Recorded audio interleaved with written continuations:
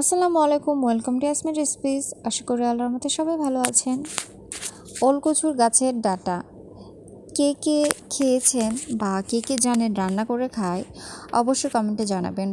গ্রাম বাংলার অনেক পছন্দের একটি খাবার এই ওলকচুর গাছের ডাঁটা।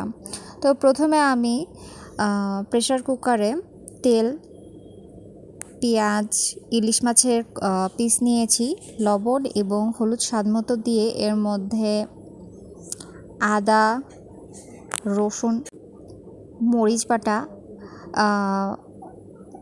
জিরে, ধনে দিয়ে ভালোভাবে আমি কষে নিব। এরপরে দিয়ে দিব আলু এবং ওলকচু গাছের ডাঁটা। এগুলো আমি হালকা সিদ্ধ করে নিয়েছি, শুধু ডাঁটাটা, আলুটা না, এবং পরিমাণ মতো পানি দিয়ে এখন 2-3টে সিটি দিতে রেখে দিব। হয়ে গেল। কেমন হয়েছে অবশ্যই জানাবেন। সবাই ভালো থাকবেন, সুস্থ থাকবেন। আল্লাহ হাফেজ।